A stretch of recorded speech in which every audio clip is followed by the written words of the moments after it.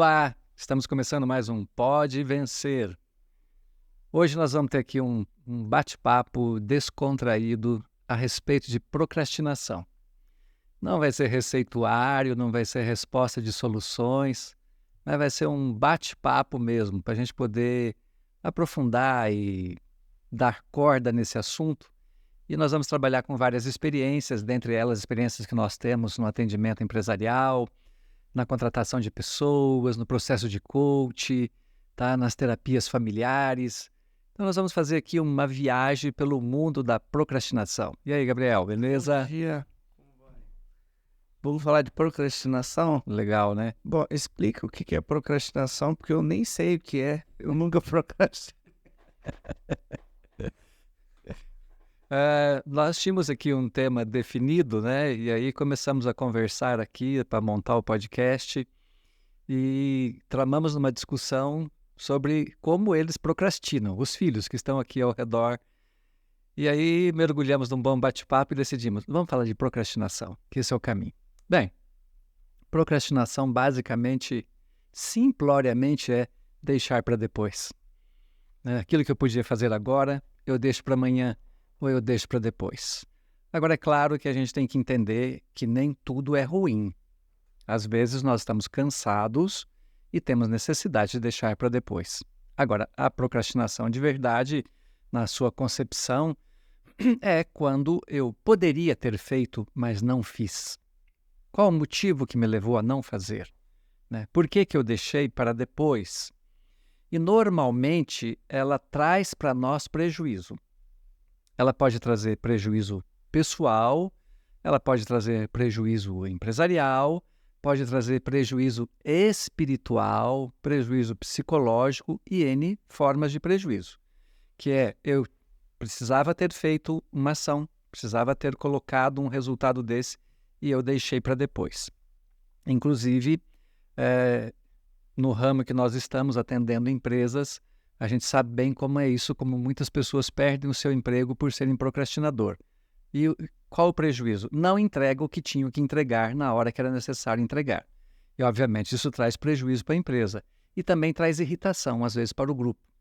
Então, o procrastinador, ele não só traz prejuízo individual, mas ele também traz prejuízo coletivo, que é quando ele atrasa todo um processo e as pessoas que estavam prontas para realizar algo, para fazer algo, têm que ficar à espera daquela pessoa para poder fazer a entrega. Fora que ainda dá ar no grupo, né? Exatamente, né? Aí o grupo começa a criar o bode expiatório e o procrastinador é o bode expiatório, né?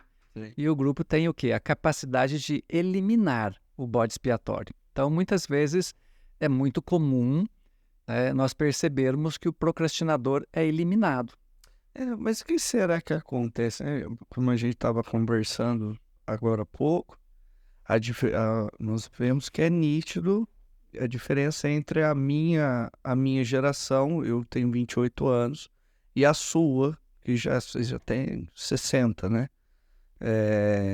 Do que acontece? Porque não é só uma questão de gestão de tempo.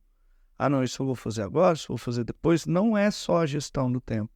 Como te passei, estava conversando com um amigo no começo da semana, e ele, cara, eu não sei o que acontece comigo, que eu tô chegando atrasado todo dia, e eu coloco na cabeça que não, amanhã eu acordo mais cedo, e amanhã eu me atraso de novo.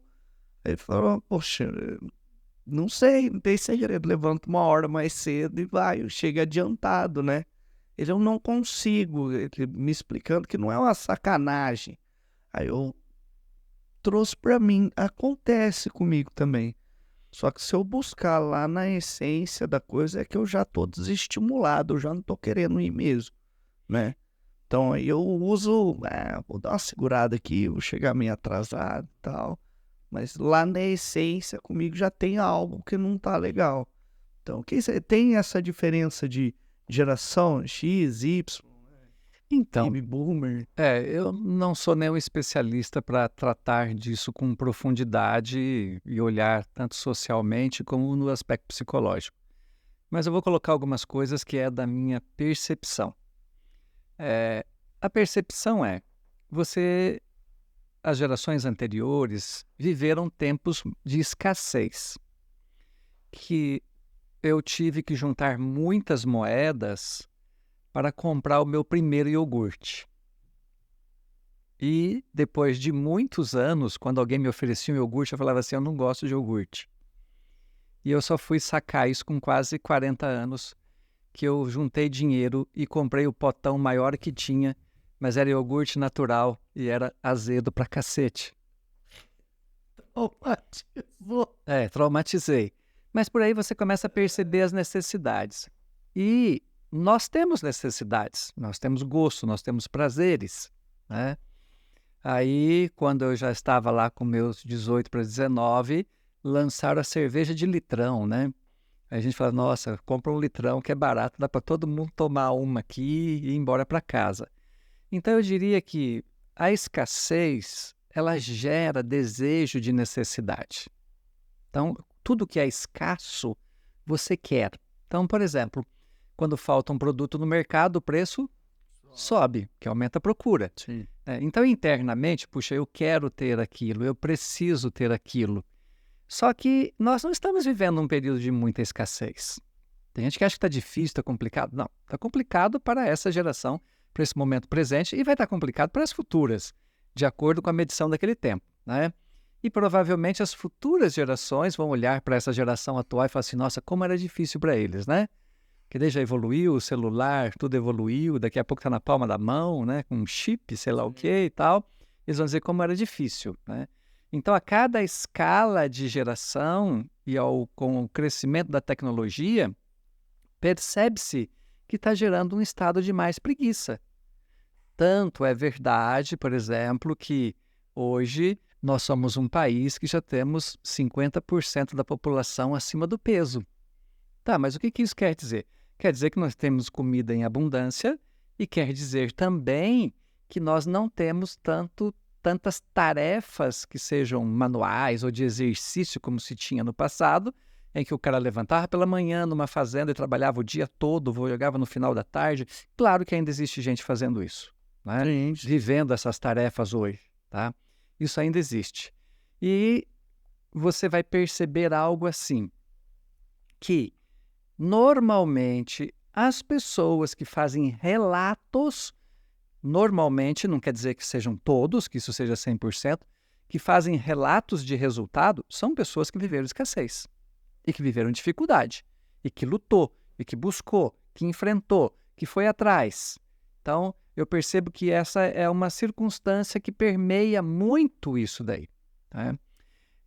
Uma coisa que eu tenho observado também durante o meu processo normalmente, quando o pai ou a mãe liga e manda um jovem para fazer coach, por exemplo.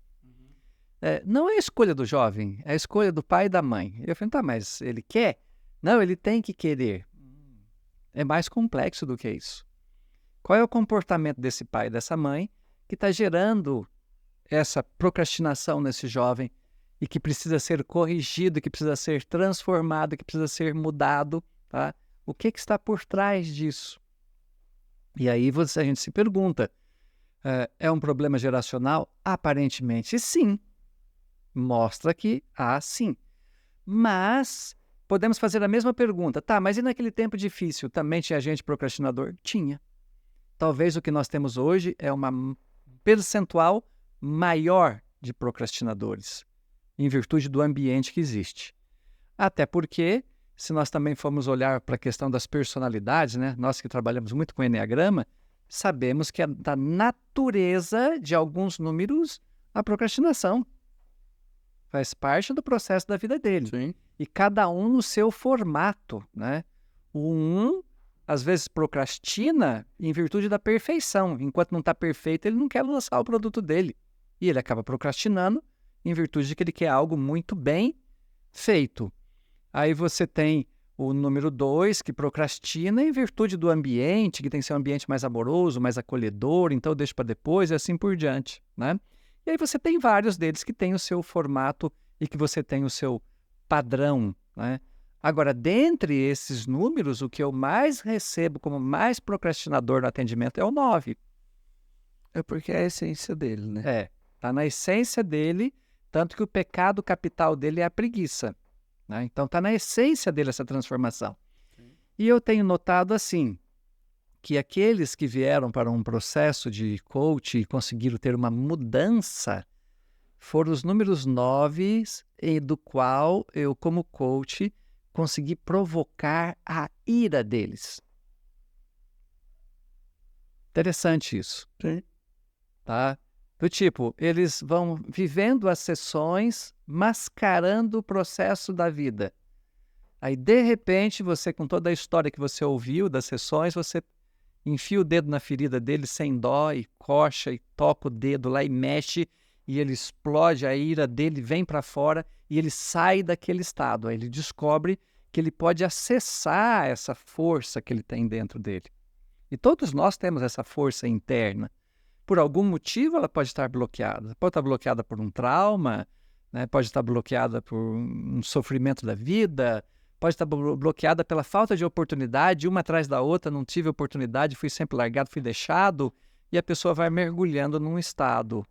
Então, às vezes nós olhamos para a procrastinação apenas aquela que é feita com preguiça, com falta de vontade, mas, por exemplo, você tem um funcionário que levou para você 3 vezes uma solução e você rejeitou a solução. O que vai acontecer com ele? Não leva mais. Não leva mais. Aí você vai dizer, nossa, o cara não pensa, o cara não raciocina, né? O cara não tem vontade, o cara não tem desejo. Não, o cara está frustrado diante daquele ambiente que ele está vivendo e das respostas que ele está tendo das outras pessoas. Mas acho que aí nós entramos... Beleza, é um ponto, né? Ser levado, pensar na procrastinação, mas eu estava pensando, queria discutir sobre no fator de aquelas pessoas que procrastinam, que lutam contra a procrastinação e às vezes não percebem, não conseguem, né? Porque nem sei se esse último caso é uma procrastinação como efeito. É tipo, eu já levei relatório pro meu chefe ler 10 vezes, ele não leu nenhum, não vou fazer outro. A hora que ele pediu, eu faço. Isso é resultado, não digamos, não é uma retaliação, né? Porque acho que é resultado da frustração dele para com qual. Agora, aí nos casos, vejo muito ali na minha faixa etária, né? Não consigo fazer, cara, por mais que eu lute, eu vou ver, eu tô atrasado, mas que eu tente, o que que acontece? Mesmo tendo a escassez, porque nós estamos falando de pessoas, eu estou citando algumas pessoas que não são milionários, né? São pessoas que têm que ir trabalhar, senão falta a mesa. Então, o que acontece? O que dá? O que desperta? O que quebra isso? Então, volto a lembrá-los, né? Não estamos tratando aqui do tema de maneira científica. Sim. Nós estamos tratando do tema de experiência de vida do dia a dia. E outros podem ter tido experiências diferentes e ter visões diferentes, né? Que é tudo muito válido. Mas a minha experiência, o que eu percebo é que isso até é bíblico, né? A Bíblia diz que preguiça é pecado. Então, ou seja, é como se estivesse dizendo assim. Então, preguiça é um estado pessoal e de escolha pessoal. Eu escolho assim. Eu escolho tomar essa decisão. Eu tenho direito a escolher. Sou livre para escolher. Agora, acredito também que existe uma outra situação, que é quando a pessoa tem deficiências hormonais, ligado à questão de vitamina, né, e todas as serotoninas da vida toda aí, né? É uma série de endorfina e tudo aí ligado nessa questão. Aí é um outro aspecto, que daí é um aspecto biológico, né? Então, por exemplo, às vezes é normal você ver uma pessoa que está trabalhando tanto, que se esforçou tanto, que cansou tanto, que tem um esgotamento mental. Mas é muito notório a gente perceber um estado de preguiça que hoje chique, né? É chique chamar de procrastinação. Mas se nós formos olhar na essência, procrastinar nada mais é do que preguiça. Ou seja, não fiz, deixei para depois, vou ver, vou fazer, vou tentar e vou olhar para isso. Bom, qual é o caminho? Para mim, o caminho é sempre o seguinte: nós precisamos ter a coragem de olhar para nós mesmos. Talvez esse também seja um outro fator, que isso não é um fator de geração, isso é um fator cultural. Nós não somos uma sociedade da qual nós somos acostumados a nos perguntar por que eu estou sentindo isso, por que eu estou vivendo isso. Nós não temos o hábito de fazer perguntas ou de querer saber a respeito dos nossos próprios sentimentos e das nossas emoções. E não ter esse treino faz com que a gente entre num processo de repetição da vida e vai tocando a vida de maneira muito simplória, né? Vou dar para você um exemplo, né? Nós estávamos na praia na semana passada e eu gosto de chegar na praia, guardar meu carro, ir para a praia, voltar para casa e não quero saber mais com o carro. Mexe mais comigo. Deixa eu ir em paz aqui, né? E aí, obviamente, as mulheres querem dar uma volta, mas queria ir tal lugar, queria conhecer a praia tal. Nossa, isso é terrível, né? Mas eu me perguntei, por que isso é terrível? Por que isso é terrível? Aí começou. Quando eu me perguntei por que isso é terrível, eu me lembrei da minha infância. Infância, assim, com 7 para 8 anos, eu devia ter mais ou menos 8, 9 anos, né? Em que eu fui viajar com a minha mãe e nós chegamos na casa da pessoa que ela ia, e nós fomos em mais de uma família, a casa era pequena. E ela ajeitou com a vizinha para a gente ser acolhido na vizinha. E aquilo foi terrível para mim. Nossa, mas eu vim para ficar nesse lugar e eu tenho que ir para o outro lugar. E aí eu comecei a me perguntar, mas por que isso me incomoda tanto? E agora vem a surpresa, eu não vou te contar a solução, porque eu ainda não a tenho. Entendi. Tá? Mas o que eu quero contar para você com isso? É que é esse questionar e esse mergulhar. E provavelmente pode ser que eu leve 1 mês, 2 meses, 3 meses, até 6 meses ou mais para vir para minha mente jogar para mim qual é a resposta do porquê desse não gostar desses desinstalar, de não gostar desse mudar. Então é a mesma coisa. A pessoa que tem uma procrastinação, ela também precisa se perguntar, mas por quê? Qual é o motivo disso? O que está acontecendo? Que é algo muito simples, que é você questionar os próprios pensamentos. Questionar as próprias atitudes. Então, puxa vida, eu tinha que fazer uma entrega hoje. Nossa, mas me bateu um desânimo e eu não fiz a entrega. Ok. Você sabe que você vai levar pancada, que você vai levar bronca, que você vai ter prejuízo, mas mesmo assim você não fez. Aí começa a se perguntar, por que eu não fiz? Qual o motivo de eu não ter feito? E não pare na primeira pergunta. Pode ser que você tenha que fazer 2, 3, 4, 5 perguntas para você chegar na resposta da essência do que é que você tem internamente que te faz adotar um comportamento como esse. Agora você fala assim, eu tenho preguiça de me perguntar, aí lascou, né? Aí contrata uma terapia, paga, faz alguma coisa, que dele ajuda você a se perguntar. Né? Sim. Mas é eu ter essa coragem de me encarar e perguntar para mim mesmo, ou seja, por que eu estou fazendo isso? Por que eu estou tendo essa reação? Vou dar uma dica. Um dia eu estava fazendo uma palestra e tinha uma pessoa no meio um pouco inconveniente, né? De repente, eu dei uma resposta muito grossa para ele, mas daquela assim, foi literalmente um coice de ferradura. E quando eu terminei de fazer, eu fiquei chateado. Falei, nossa, não precisava ter feito um negócio dele. Por que eu fiz isso? Né? Por que eu fui fazer um negócio dele? Não tinha essa necessidade. Tá? E fui embora me questionando do porquê daquele mecanismo. Né? E aí eu fui perceber que aquela pessoa, numa outra ocasião, num tempo distante, tinha realizado algo que eu não gostei. mas eu não verbalizei sequestro isso pra emocional, ela. né? Que Isso tecnicamente ficou se chama. guardado lá. Não E a hora que passou teve- pela organização da razão e ele veio e buf, ele saiu, né?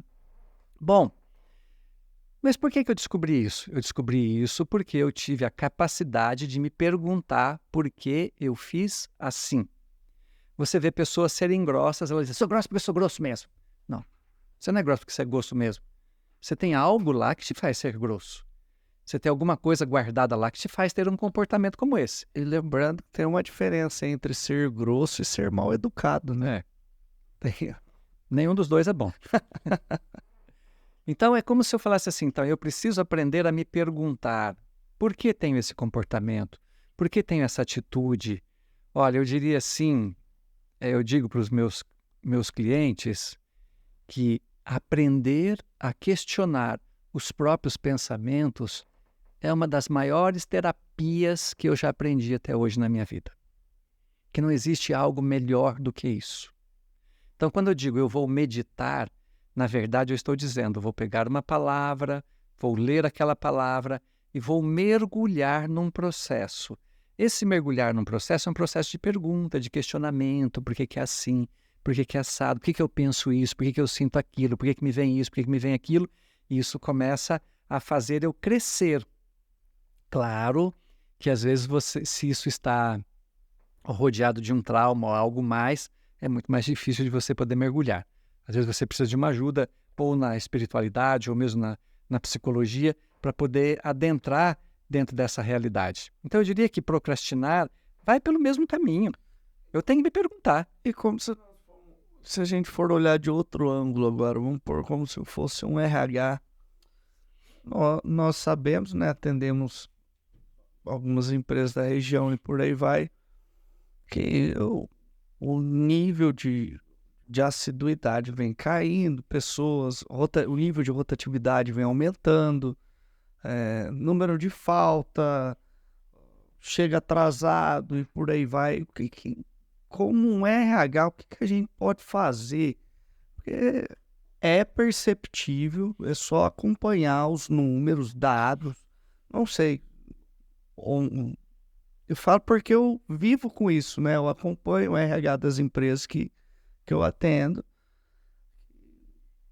Quanto mais nova a pessoa é, mais difícil, mais complicado é essa situação de falta e cumprir meta e horários.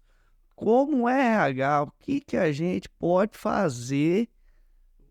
Como que a gente pode, algum mecanismo, ter alguma coisa que a gente possa fazer para tratar isso? Vamos começar pelo começo. Porque isso acho que a gente está conversando do pessoal, né? Eu olhando para mim mesmo, falando, puxa, por que eu não estou conseguindo cumprir essas metas? Por que eu estou enrolando para cumprir o que precisa, para fazer o que precisa ser feito? Agora, se eu estou de outro lado, eu sou o RH, eu preciso dar um choque na minha equipe. Falou, rapaziada. Vamos fazer um adendo para nós chegarmos na resposta? Primeiramente, acho que vai ajudar o pessoal, tá? Quando você vai procurar um trabalho e a empresa adota a prática de dinâmica de grupo, o procrastinador já está eliminado. Mas como assim? É muito simples. A dinâmica de grupo, ela observa como é que a pessoa se comporta no estado da vivência. Né? Então, o procrastinador, geralmente, ele já dá aquela parada, ele fica olhando, ele fica pensando, e já vem toma o lugar, pega o espaço, já realiza e faz. O risco de você não ser contratado já subiu em 80%. Então, ou seja, a empresa busca já, de certa forma, cortar o processo da procrastinação. Na entrevista, não estou dizendo se isso é certo, se é errado, se é justo ou é injusto. Estou dizendo aquilo que eu sei que acontece na prática. Né? Você vai para a entrevista, e a entrevista é a mesma coisa. A pessoa na entrevista ele quer ver se você tem proatividade e não reatividade. Que o reativo só mexe quando a água bateu no nariz. O proativo não, para lá, a água está vindo, deixa eu arrumar aqui um aparelho de mergulho que eu tenho que fazer alguma coisa. Então ele já tá analisando. E o procrastinador corre o risco de ser eliminado aí. Bom, Mas ele consegue passar por isso tudo e ele vai participar da vida da empresa e lá dentro a empresa descobre que ele é um procrastinador. Vamos falar o que seria o fantástico e depois nós vamos falar o que realmente acontece. Sim. Primeiro, geralmente uma empresa com mais de 50 funcionários já tem que pensar no RH. Segundo, provavelmente 1% ou 2% das empresas brasileiras têm um RH. Eles acham que tem, mas eles não têm. Eles têm um departamento de folha de pagamento. Já começamos por aí, tá? Bom, se eles não têm um RH e você é um procrastinador e eles têm folha de pagamento, o que é que eles vão fazer com você em breve? Vão te mandar embora. Sim, vamos desligar, né? Vão te desligar. Não, mas eu tenho um departamento de RH que sabe avaliar as competências, as habilidades da pessoa, percebe que aquela pessoa está vivendo um momento ou uma situação momentânea que precisa ser corrigida. Aí o departamento de RH faz investimento em você. E ele investe em você de que maneira? Ele pode investir para você dando cursos, palestras, né? Às vezes até como acontece com o trabalho que nós fazemos, contrata um coach que vai lá ajudar a pessoa, né? Porque daí ele sabe que ele tem um talento na mão, esse talento tem um ponto fraco que ele pode trabalhar, que ele tem condição de trabalhar. Mas o difícil é, infelizmente, eu não conheço no mundo como isso funciona, mas eu acho que não deve ser muito diferente, né? Infelizmente, as empresas não dispõem de estrutura e nem tampouco de recurso para poder trabalhar essas realidades. E não vamos falar apenas nesse caso de procrastinação. A empresa não tem disponibilidade nem recurso para trabalhar muitas outras situações. Às vezes ela não tem essa condição, né? E aí a empresa parte de qual princípio? Se tem um tomate podre, o que eu faço? Tira da caixa. Esse é o princípio real. Tá? Não adianta falar que é diferente. Essa é a realidade do dia a dia que acontece, é isso. Agora, é claro que se a empresa tem uma estrutura, ela tem condições, ela faz trabalhos para poder recuperar aquelas pessoas. Aí são trabalhos do departamento pessoal, digamos assim, né? Recursos humanos. Dentro do RH, dentro do RH pelo que eu enxergo por aí, temos folha de pagamento, pessoal, pessoas, né? Mas é dentro. E aí tem o zelo pelo humano. E você tem empresas pequenas que faz isso. Por exemplo, tem empresas que detecta que tem um funcionário que está dependente químico, paga para ele ser internado, mantém o salário dele para ele poder se recuperar. Existem empresas fantásticas, de pessoas muito boas que salvam vidas, né? Mas existem empresas que estão na mão de pessoas que, não, eu quero aqui um resultado. Não deu resultado, até logo, vai cuidar da tua vida em outro canto, né? E é assim que a vida funciona, né? Eu queria que todo mundo fosse assim. Isso não existe, né? Cada um dentro do seu formato, do seu jeito. Agora, normalmente, o que acontece é exatamente isso. Rompe-se o contrato. Esse é 95% dos comportamentos. Agora, se eu tenho a possibilidade de ajudar, né?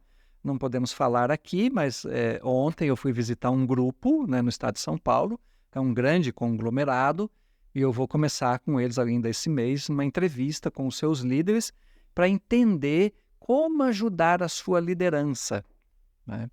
Então, por exemplo, é uma empresa que tem condição de pagar, para poder fazer isso, de investir no seu funcionário. A pergunta é, vale a pena investir? Vale muito a pena.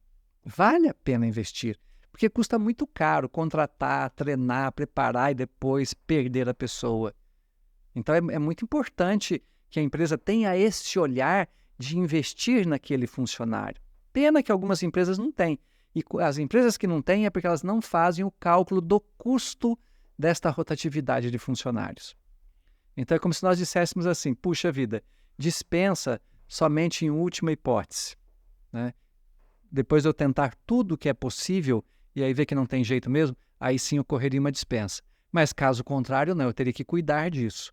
Agora, aí tem um olhar assim... Eu acho que, inclusive, pelo que eu venho estudando, o custo da rescisão não é o pior.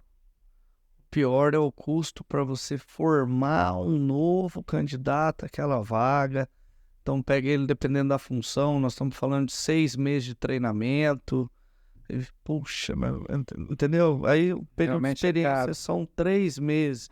Dentro de 3 meses, dependendo da função, você não forma o cara. Tá, mas não sei Você se vê você... se ele tem aptidão, né? Mas aí nós estamos falando de procrastinação, e aí percebam uma coisa, as empresas, o olhar para a procrastinação não é um olhar com caridade. Não. Nenhuma caridade, né? Aliás, ela é envolvida de julgamentos, de condenação, de ira, né, de quem acompanha. Então, ele é tratado como quem trabalha contra a empresa. Sim. Então, se você que está nos assistindo tem um sintoma desse de procrastinação, trata disso. Tá? Não vamos entrar aqui no mérito, é errado, tinha que olhar com mais caridade, com mais... Isso não adianta. Olhar para a realidade, Para a realidade, o mundo é assim, ele funciona dessa maneira, né? E não quer dizer que todo mundo é igual, não é isso. Mas, na grande maioria das vezes, o olhar é esse. Você não entregou o resultado, até logo. Até logo. E seja para 1, seja para 2, para 3, para 5, qualquer número do Eneagrama, seja lá qual ele for, né?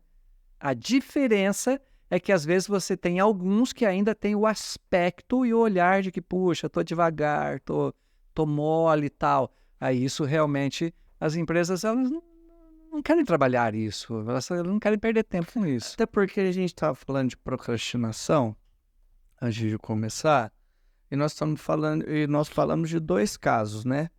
Um onde realmente é por sacanagem, tipo, vou dar essa cebada aqui para eu ganhar um tempo e por aí vai, tô de saco cheio disso, né? Que eu julgo, deixar claro, eu julgo sacanagem. E temos outro caso onde tem um fator biológico, a baixa de serotonina e endorfina, né? O nível de vitamina não tá legal, e aí o cara não tá conseguindo render o que ele mesmo espera e que provoca uma reação nele mesmo, de puxa, cara, nossa, eu queria melhorar, eu preciso chegar mais cedo, eu preciso fazer, o que tá acontecendo comigo? Né? Tem esses 2 casos. Sabe o que acho que pode ajudar a entender isso? É assim, olha, vamos imaginar que estamos aqui diante de um gráfico, né? E isso seria o natural. A gente perde energia, ganha energia e sobe. Vai perdendo energia, recupera e sobe. Você tem pessoas que têm energia o tempo todo, não tem? Sim. Mas que está sempre a 1000, geralmente eles morrem mais cedo. Eles têm infarto e tudo mais, né? Tá, mas qual é o problema de eu subir e descer? Nenhum. O problema é descer e não subir mais. Então, ou seja, eu desci e tinha 12 horas para descansar à noite, ficar de boa e subir de novo, né? Não, eu tirei 30 dias de férias, então eu tenho 30 dias para ficar de boa. Mas a hora que eu voltar, eu preciso voltar a subir. E ninguém está no pico. A gente vai entrando em aceleração. Sim. Então, se você pegar aquele empreendedor, puxa, comprei um negócio, ele acelera e pode ser que ele fique 1 ano acelerado, até que aquele negócio toma jeito. De repente, ele fala, nossa, preciso dar uma descansada. Ele dá uma descansada, fala, agora está na hora de comprar outro negócio. Ele começa a acelerar de novo e vai no pique, tá? Aí vem e volta. E natural. Esse aí poderia achar a média. Nem sei se é legal achar a média nesse aspecto. Acho que não. É realmente o sobe e o desce. O problema da procrastinação é que desceu hoje e aí passou 1 mês e eu não acordei, né? Aí você tem dificuldade, porque tem exigências ao teu redor. No mundo dos negócios, o cavalo só passa arriado uma vez. Exatamente. É bem isso que a gente tem que ter esse cuidado, tem que ter esse olhar. Mas eu acho que nós poderíamos, assim, deixar algumas receitas. Obviamente, possibilidades, né? A primeira coisa, eu preciso olhar para o meu estado biológico. Por exemplo, sou uma pessoa que faço uma caminhada, sou uma pessoa que faço um exercício físico, que coloco o meu corpo para entrar em ação, tá? Não sou. Sua possibilidade de ser procrastinador é alta, né? Faz alguma coisa, tá? Segunda, olha para o teu ambiente familiar. Porque às vezes eu estou no ambiente familiar de pessoas que realmente são todas procrastinadores. E eu começo a adotar como se isso fosse normal, faz parte do processo da vida. Então eu tenho que olhar para isso e me perceber em que ambiente eu estou, né? Terceiro, precisa-se fazer exames médicos. Buscar fazer exames de hormônios, ver como é que tá faltando uma vitamina, tá deficiente de algo, eu preciso trabalhar isso. Você falou até um fator interessante. É comprovado cientificamente, no caso do homem que pratica esporte, ele tem naturalmente uma alta de testosterona. E o nível de testosterona, ele está ligado à tua disposição. Se você tiver um déficit na testosterona, você fica indisposto e por aí vai. Então, faz total sentido. Vamos complicar um pouco mais, vamos para o quarto? O quarto, você precisa olhar para a tua espiritualidade. Isso tem que ter um olhar. Tá, mas o que a espiritualidade pode influenciar na minha procrastinação ou não? Muito, muito. Pode ser que eu não tenha uma espiritualidade de conexão com o meu Criador, com a minha vida. Eu preciso olhar para isso. Tem que ver o que tem por trás disso. O que está me faltando, o que eu preciso fazer, como eu vou fazer. Eu preciso buscar um resultado nessa situação. Jesus sabia que a morte para ele era eminente. E ele procrastinou em algum momento? Não. Nós disfarçamos a morte, né? Que ela vai chegar, né? A gente disfarça ela. Ele não, ele sabia, ela vai chegar. E vai acontecer daqui tantos dias. Não procrastinou em nenhum instante. Mas por quê? Porque ele tinha algo muito claro para ele. Eu vim para fazer a vontade do meu Pai. Aí a pergunta que você tem que se fazer é: você está fazendo a vontade de quem? Só a sua vontade? Ou você está fazendo a vontade daquele que te criou, de onde você veio, que é a fonte da tua origem? Aí você vai ver que você sai desse estado. E você vai para uma vida onde você vai realizar coisas e você vai fazer coisas. E vai saber o momento certo de descansar.